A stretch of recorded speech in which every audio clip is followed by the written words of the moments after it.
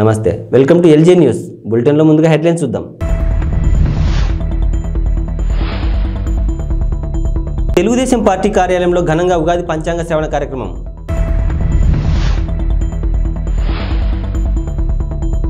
జగన్ వచ్చి కూర్చున్న పవన్కు 65,000 ఓట్ల మెజార్టీ, త్రిబుల్-ఆర్. శ్రీ సుబ్రహ్మణ్యేశ్వర స్వామి వారి ఆలయంలో ఘనంగా పంచాంగం శ్రవణం. ప్రకాశం జిల్లా ఎర్రగొండపాలెం పట్టణంలోని తెలుగుదేశం పార్టీ కార్యాలయంలో ఉగాది పర్వదినం సందర్భంగా పంచాంగ శ్రవణ కార్యక్రమం నిర్వహించారు. ఈ కార్యక్రమంలో ఎర్రగొండపాలెం నియోజకవర్గ టీడీపీ కూటమి ఎమ్మెల్యే అభ్యర్థి గుడారి ఎరిక్షన్ బాబు, టీడీపీ సీనియర్ నాయకులు డాక్టర్ మన్య రవీంద్ర పాల్గొన్నారు. ఈ సందర్భంగా టీడీపీ కార్యాలయంలో ప్రత్యేక పూజలు నిర్వహించారు. అనంతరం పంచాంగం శ్రవణాన్ని పూజారి రామయ్య వినిపించారు. ఉగాది పచ్చడిని అందరికీ అందజేశారు. ఈ సందర్భంగా ఎరిక్షన్ బాబు ఎర్రగొండపాలెం నియోజకవర్గ ప్రజలందరికీ ఉగాది పర్వదిన శుభాకాంక్షలు తెలియజేశారు. ఈ కార్యక్రమంలో టీడీపీ, జనసేన, బీజేపీ నాయకులు పాల్గొన్నారు.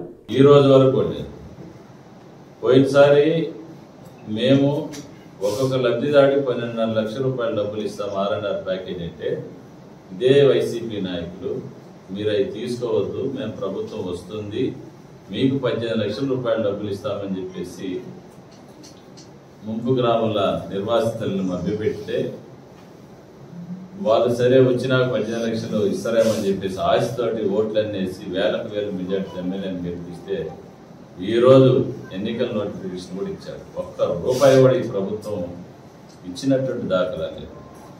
సేమ్ టైం నిర్వాసితులకి గృహాలు కట్టించినటువంటి పరిస్థితి కూడా లేదు. పక్కా గృహాలు నిర్మించి వారికి నిరాశ్రయులకి ఆశ్రయం కల్పించినటువంటి పరిస్థితి కూడా ఈ రోజు కూడా వైసీపీ ప్రభుత్వంలో జరగల. తర్వాత మెయిన్ ఫీడర్ కెనాల్స్ కూడా ఏదైతే మన ప్రభుత్వంలో రాజశేఖర రెడ్డి గారు ఉన్నప్పుడు చేసినాయి తప్ప ఆ కాలువల మీద కనీసం.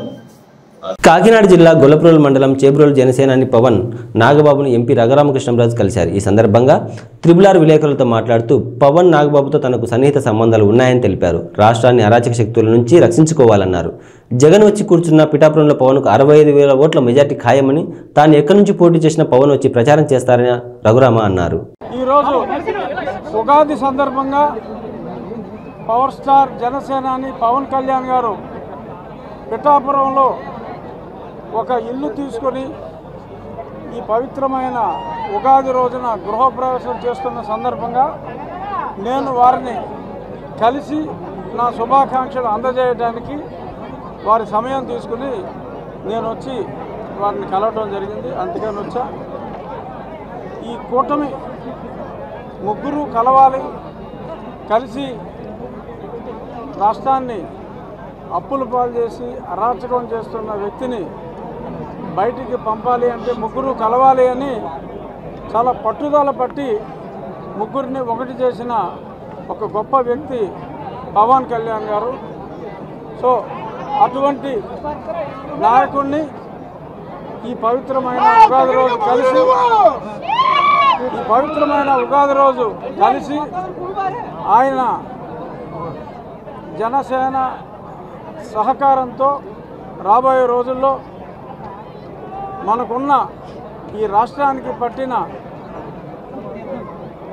దరిద్రాన్ని అని అనొచ్చేమో అనేద్దాం, ఈ డ్రగ్ ఆంధ్రప్రదేశ్ని, ఈ బ్యాడ్ ఇమేజ్ని, రుణాంధ్రప్రదేశ్ అనే బ్యాడ్ ఇమేజ్ నుంచి బయటపడేయాలి అంటే చంద్రబాబు నాయుడు గారు, పవన్ కళ్యాణ్ గారి సారథ్యం చాలా అవసరం. కాబట్టి దీని గురించి మరింత చొరవ తీసుకొని వీలైనన్ని ఎక్కువ మీటింగ్లు, అలాగే నేను అసెంబ్లీకి చేస్తానా పార్లమెంట్కి చేస్తానా అనేది ఇంకా అస్పష్టత కాస్త ఉన్నప్పటికీ నేను ఎక్కడ పోటీ చేసినా వారు వచ్చి క్యాంపెయిన్ చేయాలని కూడా వారి సహకారాన్ని కూడా నేను కోరటం జరిగింది. ఎప్పటి నుంచో కూడా పవన్ కళ్యాణ్ గారికి నాకు చాలా సన్నిహిత స్నేహం ఉంది. వాళ్ళ అన్నగారితో ఇంకా ఎక్కువ స్నేహం ఉంది. చిరంజీవి గారు నేను మంచి స్నేహితులు. అదే స్నేహభావంతో ఆయన తప్పకుండా ఈ విజయానికి అండగా ఉంటానని చెప్పి నాకు అష్యూరెన్స్ ఇవ్వడం జరిగింది. వారికి నేను ఎంతో రుణపడి ఉన్నాను. జై జనసేన, జై తెలుగుదేశం. రాబోయే రోజుల్లో వదిలించేద్దాం. మీరు అందరూ సహకారం. ఏం మాట్లాడాను ఎలా చెప్తాను, బాగోదు కదా. చాలాసేపు మాట్లాడా, చాలా విషయాలు ముందే నేను చెప్పేశాక నువ్వు అడుగుతావు ఎంపీయా ఎమ్మెల్యేయా అని. పవన్ కళ్యాణ్ గారు ఏం చెప్పారు? 48 గంటలు వెయిట్ చేయమ్మా. ఇన్నాళ్ళు వెయిట్ చేసాం, 48 గంటలు వెయిట్ చేయండి. నాకు ఎవరో లేరని మొన్నటిదాకా సాక్షాడు జగన్మోహన్ రెడ్డి కూశారు. నాకు ఇప్పుడు తెలుగుదేశం ఇంతమంది జన సైనికులు ఉన్నారు. నాకు ఇంకేంటి భయం? నేను ప్రజాక్షేత్రంలో చట్టసభల్లో ఉంటా. అది లోక్సభ, శాసనసభ, అనదర్ 48 hours. ఎంతమంది ఎన్ని ప్రయత్నాలు చేసినా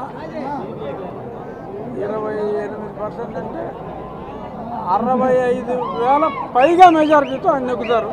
అది ఖాయం. ఎన్ని ప్రయత్నాలు చేసినా జగన్మోహన్ రెడ్డి వచ్చి ఇక్కడ బస్సు వేసుకుని ఇక్కడ కూర్చున్నా 65,000 మినిమము. ఆ పైన మీ అందరూ సహకారం. గోదావరి జిల్లాలకి బాగుంటుంది అనేది చర్చ నడుస్తుంది. వాస్తవం అంటారు అంటే మీది లోక్సభ శాసనసభ పక్కన పెడితే గోదావరి జిల్లాలో మళ్ళీ ఏదైనా రీప్లేస్మెంట్ జరిగే ఆలోచనలో ఉన్నట్టుగా చిన్న చర్చ జరుగుతుంది. చిన్న చర్చ నువ్వు అంటాం కరెక్ట్ కాదు, పెద్ద చర్చ జరుగుతుంది.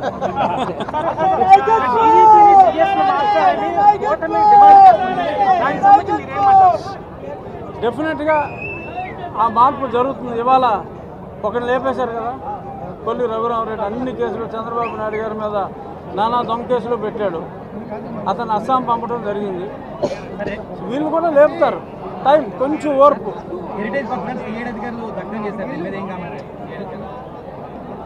కామెంట్ ఏముంది, మొత్తం నెటిజన్లు అందరూ కామెంట్ చేస్తూనే ఉన్నారు. పోలీసుడు పనికి మాలిన ఎక్స్క్యూజ్ చెప్పాడు.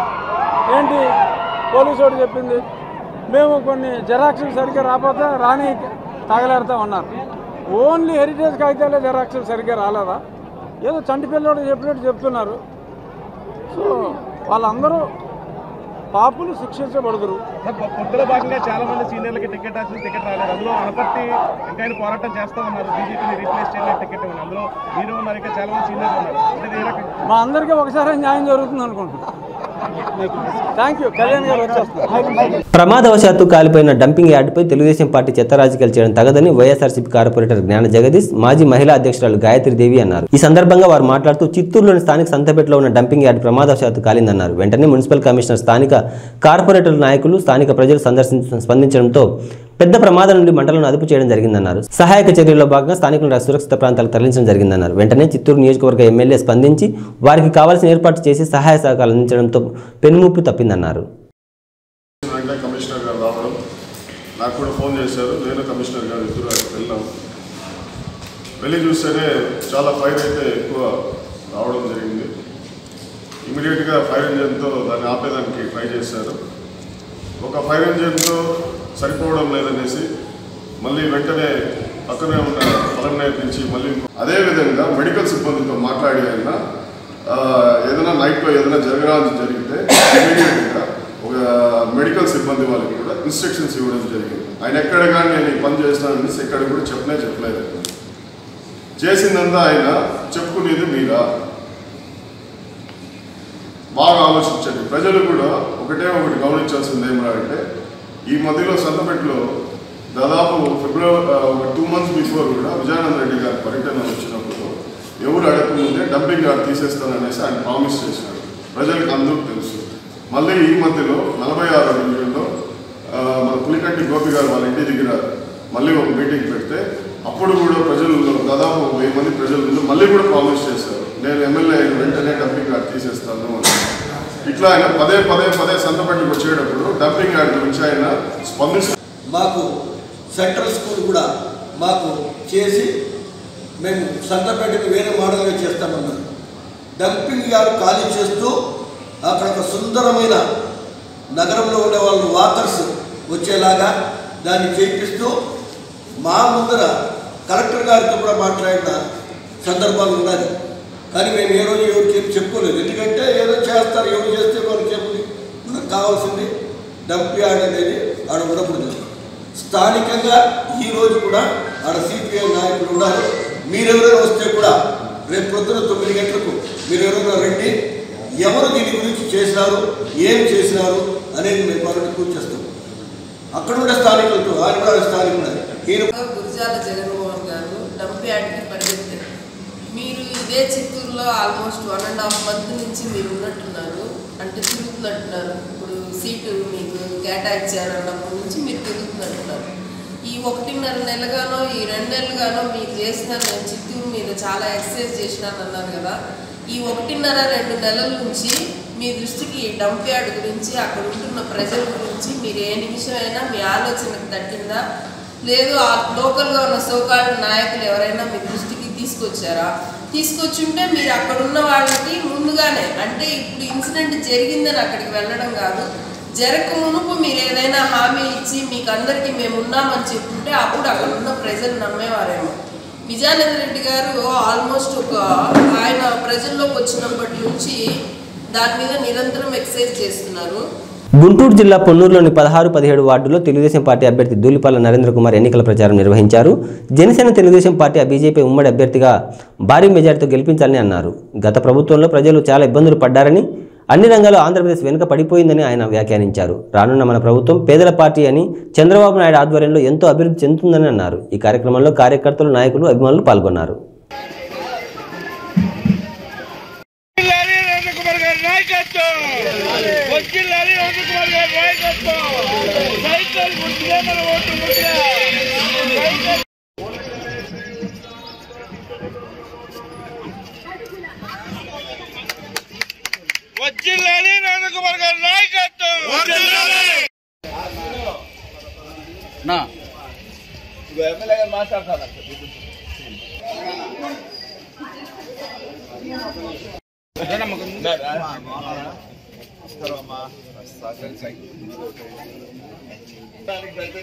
మోపిదేవిలో భక్తుల చేత విశేష పూజలు అందుకుంటున్న శ్రీ వల్లి దేవసేన సమేత శ్రీ సుబ్రహ్మణ్యేశ్వర స్వామి వారి ఆలయంలో ఉగాది పర్వదినాన్ని పురస్కరించుకుని పంచాంగం శ్రవణ కార్యక్రమాన్ని ఘనంగా నిర్వహించారు.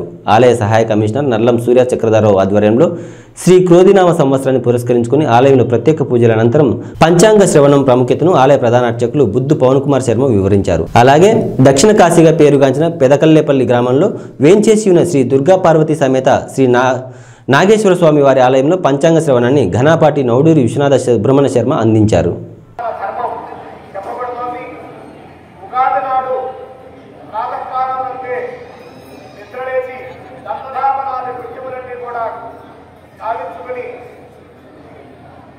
తైలాభ్యంగనపూర్వకంగా స్నానమాచరించి నూతన వస్త్రములు ధరించి ఇష్టదేవతారాధన గావించిన పిమ్మట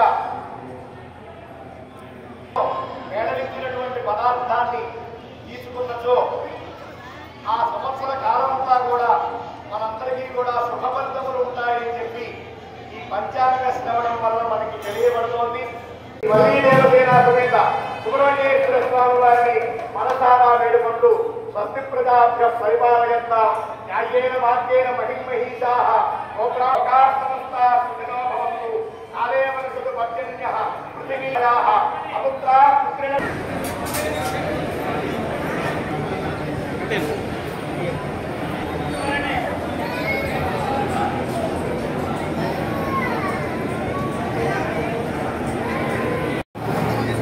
అందరికీ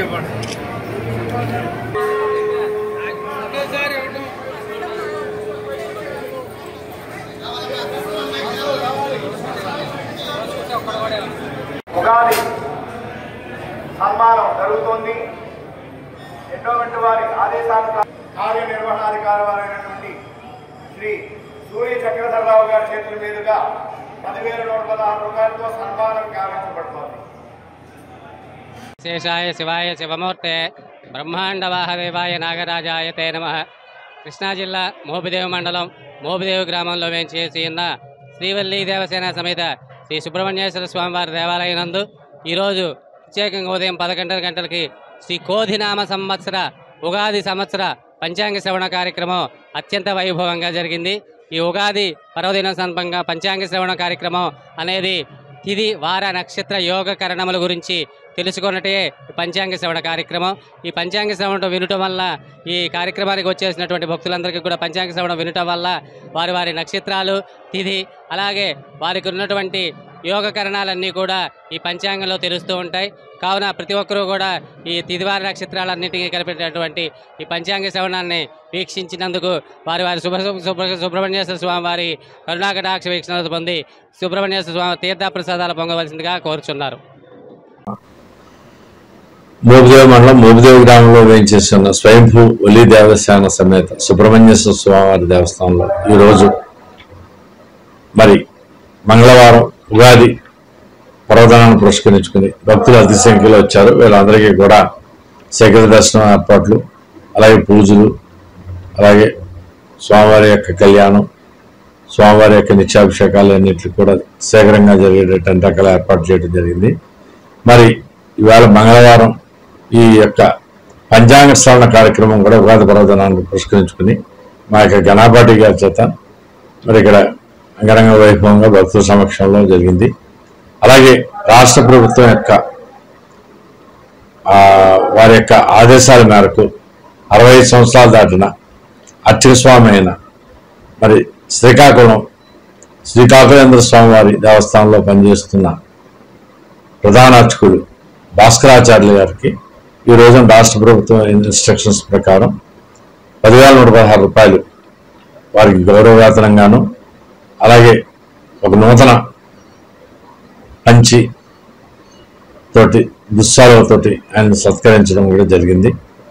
మరి అదేవిధంగా ఈ వేసవకాలం కూడా వచ్చేసిన సందర్భంగా భక్తుల యొక్క దాహార్తం తీర్చడానికి వీలుగా ఈ రోజు నుంచి సుబ్రహ్మణ్య స్వామి దేవస్థానం నందు వేసవకాలం అన్ని రోజులు కూడా ఉండేటట్లుగా చలివేంద్ర కేంద్రం ప్రారంభించడం జరిగింది. మరి ఈ యొక్క అవకాశాన్ని అందరూ కూడా భక్తులందరూ వినియోగించుకుని స్వామివారి యొక్క తీర్థప్రసాదాలు స్వీకరించవలసిందిగా ప్రార్థన. మోపిదేవి మండలంలో 5వ రోజు వైఎస్ఆర్ కాంగ్రెస్ పార్టీ అభ్యర్థుల తరపున ప్రచారం నిర్వహించారు. కె కొత్తపాలెం గ్రామ పంచాయతీ పరిధిలో అవనిగడ్డ ఎమ్మెల్యే సింహాద్రి రమేష్ బాబు, కుమారుడు సింహాద్రి వికాస్ బాబు, కుమార్తె నిశ్చలులు గ్రామంలో ముమ్మరంగా ప్రచారం చేశారు. వైఎస్ఆర్ కాంగ్రెస్ పార్టీ మండల కన్వీనర్ గరికపాటి వెంకటేశ్వరరావు ఆధ్వర్యంలో ప్రచారం కొనసాగించారు. ఈ సందర్భంగా అవనిగడ్డ అసెంబ్లీ అభ్యర్థి సింహాద్రి రమేష్ బాబు, మచిలీపట్నం పార్లమెంట్ అభ్యర్థి సింహాద్రి చంద్రశేఖరరావులకు ఫ్యాన్ గుర్తుపై ఓటు వేసి జగన్ను మరోసారి ముఖ్యమంత్రిని చేసుకుందామని వికాస్ బాబు అన్నారు.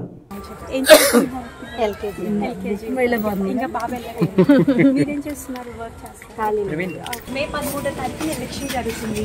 మీ అందరికీ 2 ఓట్లు ఉంటాయి. ఎంపీ ఎమ్మెల్యే మీ 2 ఓట్లు తప్పకుండా ఫ్యాన్ చేయండి. మీరే కాదు మీ కుటుంబ సభ్యులు కూడా చెప్పండి ఫ్యాన్ కోట్ చేయండి. సరే అమ్మాయి, మే 13వ తారీఖున ఎలక్షన్ జరుగుతుంది. మీ అందరికీ 2 ఓట్లు ఉంటాయి. ఎంపీ ఎమ్మెల్యే మీ 2 ఓట్లు తప్పకుండా ఫ్యాన్ చేయండి. జగన్ గారిని గెలిపించారు. ఇంకా మీ కుటుంబ సభ్యులు కూడా చెప్పండి ఫ్యాన్ కోటండి అని చెప్పి. పెన్షన్లు మనకి ఇంటికి వచ్చి ఇవ్వాలంటే జగన్ అన్నే గెలవాలి. ఫ్యాన్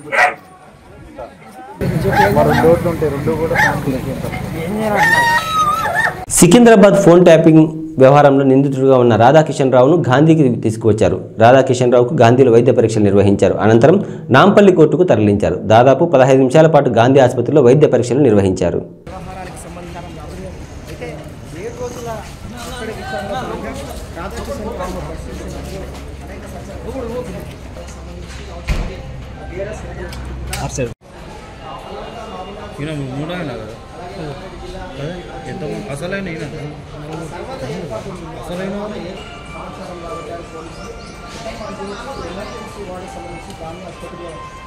భీమవరం నియోజకవర్గ పరిధిలో గొల్లవానితిప్ప గ్రామానికి చెందిన టీడీపీ, జనసేన పార్టీలకు చెందిన కొంతమంది నాయకులు, కార్యకర్తలు వైఎస్ఆర్ కాంగ్రెస్ పార్టీ అభ్యర్థి గంధి శ్రీనివాస్ సమక్షంలో పార్టీలో చేరారు. ఈ సందర్భంగా వారు మాట్లాడుతూ ఈ కొత్త సంవత్సరంలో ప్రజలంతా కూడా సుఖ సంతోషాలతో ఉండాలని భగవంతుని ప్రార్థించినట్లు వివరించారు. ముఖ్యంగా భీమవరం నియోజకవర్గ అభివృద్ధి లక్ష్యంగా ఈ ప్రభుత్వంలో పనిచేసినట్లు వెల్లడించారు. రాష్ట్రంలో ముఖ్యమంత్రి జగన్మోహన్ రెడ్డి అమలు చేస్తున్న సంక్షేమ పథకాలు, అభివృద్ధిని చూసి ఇతర పార్టీల నాయకులు, కార్యకర్తలు ఆకర్షితులై ఈ పార్టీలో చేరుతున్నారని అన్నారు. ఈ కార్యక్రమంలో నాయకులు పాల్గొన్నారు.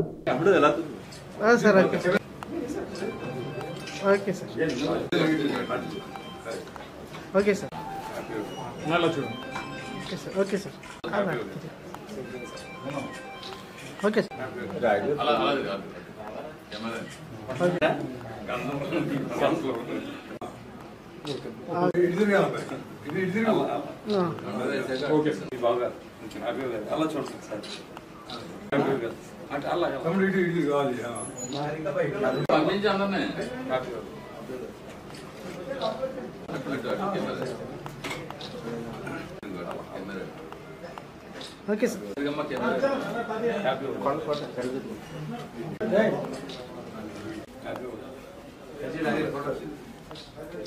సమ్మత్ కురేషి, షకీబ్ కురేషి, సల్మాన్ కురేషి,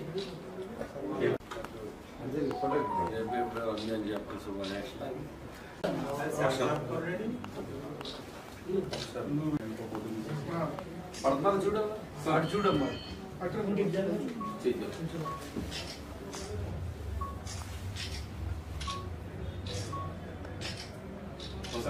ఓన్లీ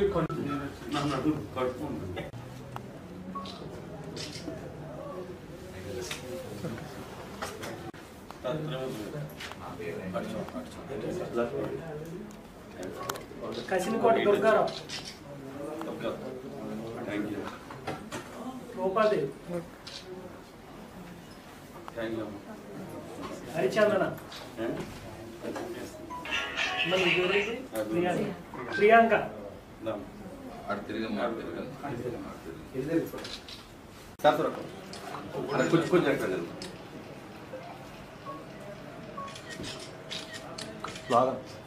జై జగన్, జై జగన్, జై జగన్, గంధి శ్రీనివాస నాయకత్వం, గంధి శ్రీనివాస నాయకత్వం, గంధి శ్రీనివాస నాయకత్వం, వర్ధిల్లాలి వైఎస్ఆర్ కాంగ్రెస్ పార్టీ, వర్ధిల్లాలి వైఎస్ఆర్ కాంగ్రెస్ పార్టీ, వర్ధిల్లాలి వైఎస్ఆర్ కాంగ్రెస్ పార్టీ. అనకాపల్లి జిల్లా నర్సీపట్నం నియోజకవర్గం నాతవరం మండలం వైబీపట్నం గ్రామంలో ఎన్నికల శంకరామం సభలో వైసీపీ నుండి టీడీపీలోకి వార్డు మెంబర్తో సహా 20 కుటుంబాలు చేరాయి. ఈ సందర్భంగా కూండ్రపు అప్పలనాయుడు మాట్లాడుతూ అరాచకాలు ఎక్కువైపోయాయని, అందుకే తెలుగుదేశంలోకి వలసలు ప్రారంభమయ్యాయని అన్నారు. గత 5 సంవత్సరాల కాలంలో అభివృద్ధి శూన్యమని, అవినీతి తారాస్థాయికి చేరిందన్నారు. ఈ కార్యక్రమంలో కార్యకర్తలు, ప్రజలు పాల్గొన్నారు. ఒక మందు బాటిల్ లొంగిపోతాడు, 1000 రూపాయలు లొంగిపోతాడు. కానీ ఈ రోజు పేకాట ఆడడానికి 15,000 రూపాయలు, ఇల్లు కట్టడానికి 30,000 రూపాయలు, ఉద్యోగం ఇప్పిస్తానని మోసం చేయడానికి ఇంకో 1,00,000 రూపాయలు, పోస్ట్ మ్యాన్ ఉద్యోగం ఇప్పిస్తానని కూడా డబ్బులు తీసుకున్నాడంటే తలకు మార్చిన ఎదవై ఉంటాడు. ఎందుకు ఈ మాట అంటున్నానంటే, ఈ రోజు ఉంటే నాయకత్వం అంటేనే అయ్యన పదవి 40 సంవత్సరాలు చేశాడంటే, చిన్నపిల్లడు అప్పుడు కొడితే ఇప్పుడు 40 సంవత్సరాలు వచ్చేస్తాయి. దానికి ముందు మా తాతగారు లక్షాపాత్రులు గారు ఎమ్మెల్యే చేశారు. అప్పటి నుంచి ఇప్పుడు దాకా నేను ఆయన కొడుకుగా ఉన్నాను. 1 రూపాయి తీసుకున్నామని ఎవడన్నా నిరూపించగలరండి? ఎందుకు నిజాయితీగా చేస్తాం? ఒక ఇచ్చిన భూమి మీద ఇల్లు కట్టుకుంటాడంటే వాడి మీద 10,000 రూపాయలు దొప్పాడు.